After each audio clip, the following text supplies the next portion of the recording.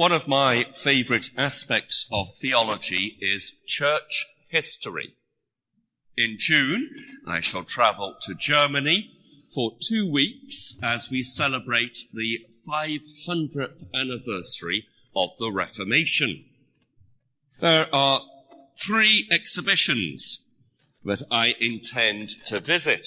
One at the German Historical Museum in Berlin, one at the Wartburg Castle, where the reformer Martin Luther was incarcerated for his own safety, and one at Luther's house in Wittenberg, which features over 1,000 original exhibits, including Luther's pulpit and his cowl, what he wore as a monk. As an added, unintended bonus, it's likely that I'm going to be in Wittenberg for a reenactment of Luther's wedding. My intention in doing all these things is not to wallow in the past. I'm keen on travel, and I find that visiting sites such as these helps me form a connection with what I believe now as a Christian who has benefited from what occurred in the past. As we've worked our way through the books of Genesis and Exodus, and now Joshua, we've traced the history of what are becoming the people of Old Testament Israel. There was Abraham, then Moses. From Moses' time, we have 2 metaphorical milestones. One is the giving of the law, including the 10 commandments on Mount Sinai. Those stone tablets were contained in the Ark of the Covenant as a constant reminder of God's presence and the standard he sets. The other milestone was the Passover meal, a reminder of God's deliverance of Israel as their firstborn were spared. Moses told the Israelites in Exodus 12, "When your children ask you, 'What does this ceremony mean to you?' then tell them, 'It is the Passover sacrifice to the Lord, who passed over the houses of the Israelites in Egypt and spared our homes when he struck down the Egyptians.' Now the Israelites are being led by Joshua, and he is taking them over the River Jordan into the Promised Land.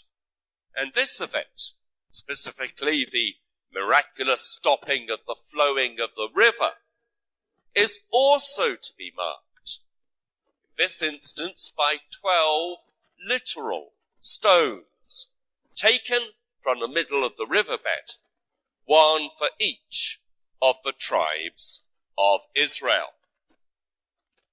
Joshua explains the significance of the stones twice, in terms reminiscent of what Moses had said about the Passover. Please turn to our passage, Joshua chapter 4, on page 209 of the Church Bibles.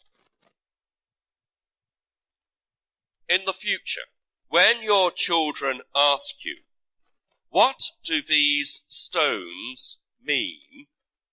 tell them that the flow of the Jordan was cut off before the Ark of the Covenant of the Lord. When it crossed the Jordan, the waters of the Jordan were cut off. These stones are to be a memorial to the people of Israel forever." And verse 21. "When your descendants ask their fathers, 'What do these stones mean?' tell them, 'Israel cross the Jordan on dry ground.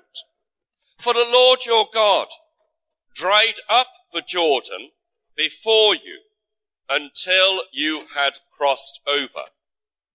The Lord your God did to the Jordan just what he had done to the Red Sea when he dried it up before us until we had crossed over.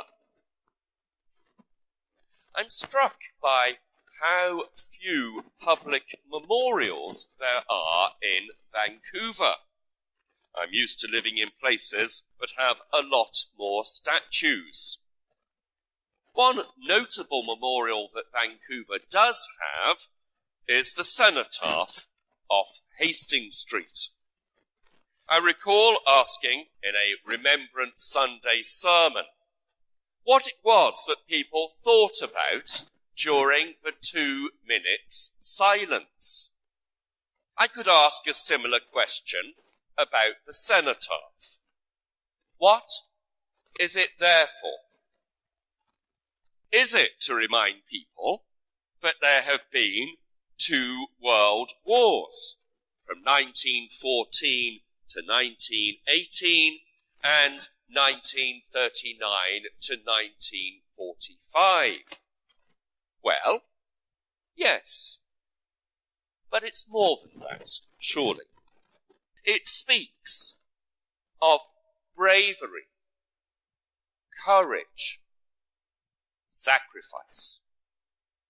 At the going down of the sun and in the morning, we will remember them. It's the same with those 12 stones that Joshua erected at Gilgal. Yes, they mark the place where the Israelites crossed the Jordan and where they first set up camp in the Promised Land. And they mark the fact that the Jordan had stopped flowing and the people had passed over on dry ground. But the stones have a purpose that goes deeper than merely marking where an event took place. As Joshua continues, the stones speak of the significance of that event. Verse 24. God did this so that all the peoples of the earth might know that the hand of the Lord is powerful, and so that you might always fear the Lord your God. Christianity is a historical faith in the sense that it is based on actual historical events. It isn't merely an abstract philosophy. Those events include those recorded in the Old Testament, and also the life, death, resurrection, and ascension of Jesus. But we're not left stuck in the past. We live our lives as Christians, as followers of Jesus, in the here and now.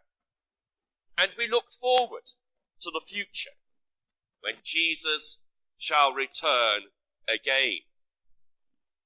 And the same is true of each of our lives. We look back at the events in our lives that have shaped us, that have brought us to where we are now, that make us the people we are. I hope that you can recall times when God has worked in various ways in your life, when you've been particularly aware of his presence. We can draw upon those experiences, particularly when times become difficult. But we mustn't dwell in the past, but rather in the present, looking forward expectantly and hopefully to the future. I'm aware that at yesterday's seminar, Jason Bayassi told us that preaching is to the church as well as to the individual. And so this is a word to us collectively as God's people in this place. I know of churches that have a tendency to dwell in the past, looking back wistfully to the glory days. God calls us to be his people in the here and now. Yes, drawing upon what God has done in the past, but using this to give confidence for what he will do in the future. Are you familiar with stepping stones? There are various places in England where rivers can be crossed on foot by means of stepping stones. One that comes to mind is at Bolton Abbey in Yorkshire. One thing that you don't want to do with stepping stones is stop halfway. Their essential purpose is to get you to the other side. To stop halfway is to risk ending up in the drink. Our God is a God who acts in and through history. Memorials, such as the stones at Gilgal, are important reminders of who God is and what he has done through and for his people in the past, including right here at Holy Trinity. Perhaps today, right now, is such a moment which you will in due course look back upon. God spoke to me. But we must not allow such memorials to become metaphorical millstones that tie us down or hold us back, so that we are forever living in the past. Rather, they should be as stepping stones that move us on to the other side of the river and then beyond. The Israelites were not called to remain at Gilgal with those 12 stones. God was calling them to conquer and inhabit the land that lay before them. The next step was to take the city of Jericho. As they set out to do so, they could look upon those stones at Gilgal as reminders of what God had done. He was with them, and the hand of the Lord is powerful. What is it God is calling you to next? What is it that God is calling us to next? As we set out on that journey together, we can have confidence. God is with us, and his power is undiminished. I can't claim to be particularly fond of the hymn, "One More Step Along the World I Go." Part of my reservation is that wedding couples sometimes ask for it, probably because they sang it at school, and thinking that its refrain, "Keep me travelling along with you," refers to their marriage partner. To which I have to point out that it also says, "You are older than the world can be."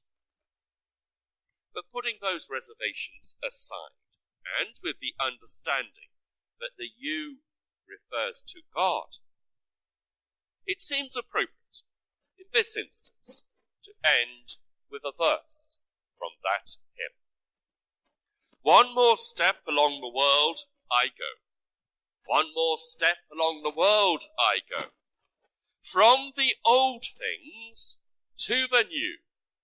Keep me travelling along with you. And it's from the old I travel to the new. Keep me travelling along with you.